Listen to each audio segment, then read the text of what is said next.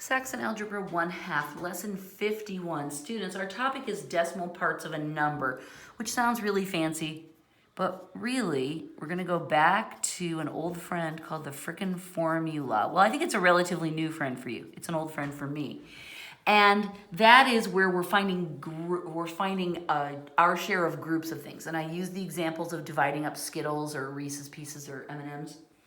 And say there's 80 of them and your mom tells you that you get half of them. That's an easy one. You can do that in your head, right? Half of 80 is 40. But here's a formula that we can use to do that when the numbers get hard, right? That's our frickin' formula. And in this form of it, it's when we're using a fraction to divide a total group into a special group. Well, what if your mom told you that instead of getting half, which is a fraction, that you could have 0.5 of the Skittles that she'd poured out on the table?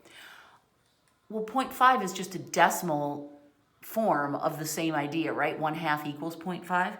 So we can easily translate this into a decimal form of the same formula, and it looks like this: d times of equals is. Well, that's pretty straightforward. And spoilers, there's going to eventually be a percentage version of this same formula that has a twist, so you can look forward to that. We have 3 examples. Remember that there are 3 variables here. This is the decimal. This is the total group. It's how many Skittles your mom poured out on the table. And the is number represents the special group, the share that is yours. All right? So that's the same as this. The only thing that's different is we're using a decimal to divide instead of a fraction. We're going to do 3 problems, and each problem will have the variable in a different place. Remember, John's going to give us 2 of the 3 pieces of information. So let's just pour through those. What decimal part of 240 is 90? I'm just going to write it out so we can look at the words. What decimal part of 240 is 90? Okay, so I look to match the words to the numbers in the problem. So I can see that the is number is 90. The of, here, I'll double squiggle it so you can tell the difference. The of number is 240, and what I'm trying to find is what decimal. This word part just confuses me. You can ignore it, okay? So using this, I'm gonna say what decimal times 240, that's my of number, equals 90. Oh, that's not so bad, is it? Okay, so now we solve. In order to get this by itself, we're gonna divide by 240. Okay, that cancels. Let's see, this we want to reduce, but we also want to change it into a decimal. So first I'm just going to divide it mentally by 10, top and bottom. So I get 9 over 24. That I'm going to divide by 3 over 3 because I can see that 3 goes into both of those numbers. And I get 3 over 8. Okay, that's a reduced fraction. Now I'm going to divide. 3 divided by 8. 8 into 3, it doesn't go, so I'll add the decimal. Okay, 8 into 30. Well, I don't have to say this out loud. You practice dividing this yourself, and then pause me if you need more time, and we'll compare notes.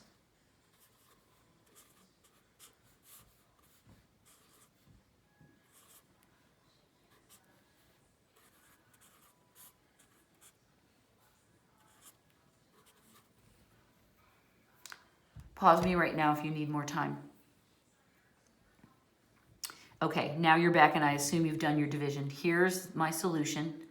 There's the answer. If you got a different answer, pause me again and make sure you get it right.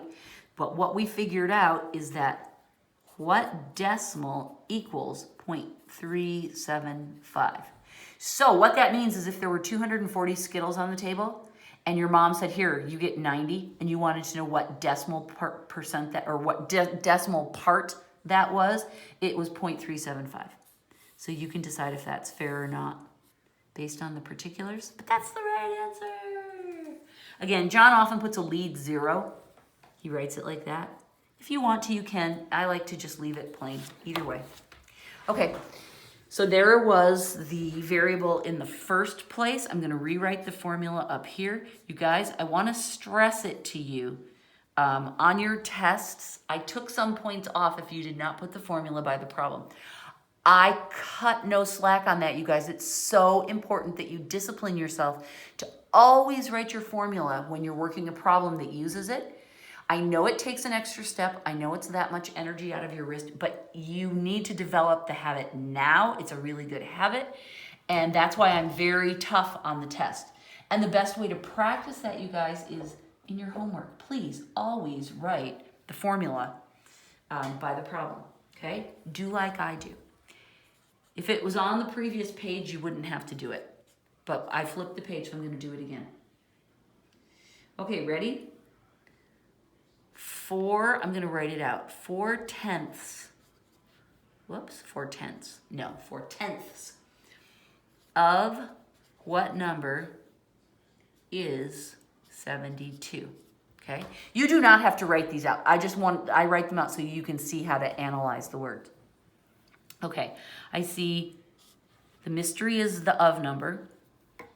I've got a value for my is number, and I've got this. Now, if I didn't know that we were talking about decimals in this problem, I would just write that as a fraction, right? I would write 4/10 times what number equals 72. And I could easily get the right answer that way.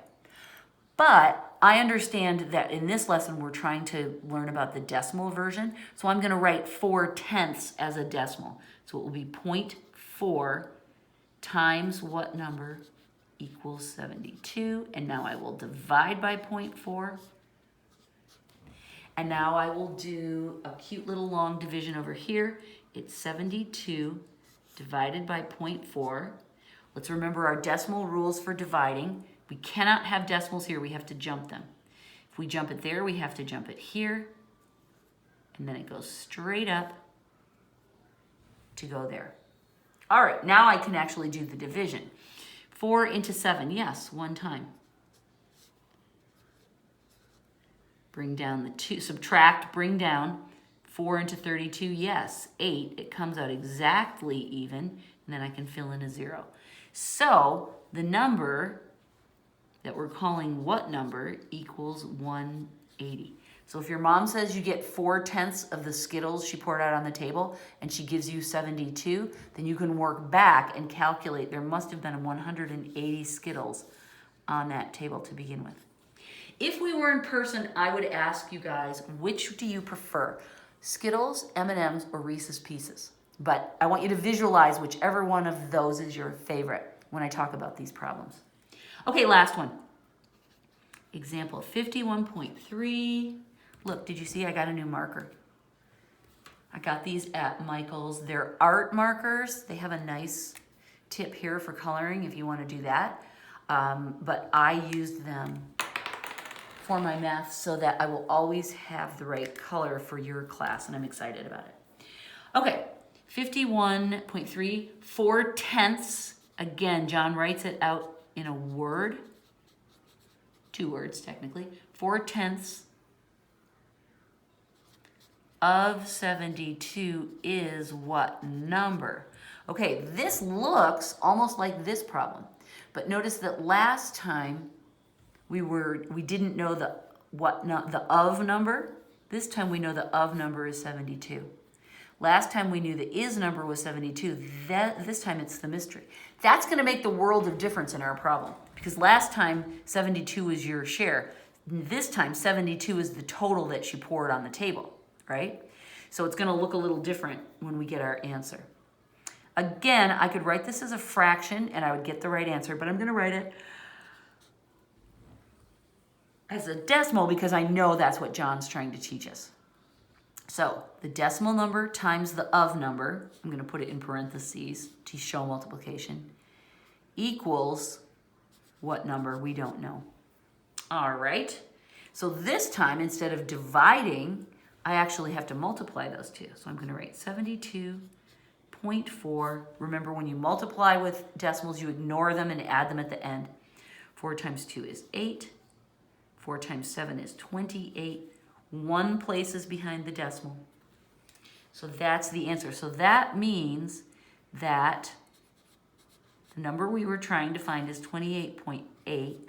Okay, so what that means is that if your mom pours 72 Skittles on the table and tells you get 4/10 of them, you're gonna get 28.8 Skittles, Reese's, M&Ms. Good luck finding 8/10. I would argue that if you're splitting these with a sibling, you should round it up to 29 and they should just lose because you have the majority, right? 8/10 rounds up. So I'm looking out for you. I don't want you to get, I want you to get a completely fair deal on this. Okay, that's the end of lesson 51. That is using the decimal version of the frickin' formula, which just means we're dividing up our piles of candy using decimals instead of fractions, and it is not all that different. Okay, that's the end of lesson 51. Good luck with your homework. I will be talking to you soon. Goodbye.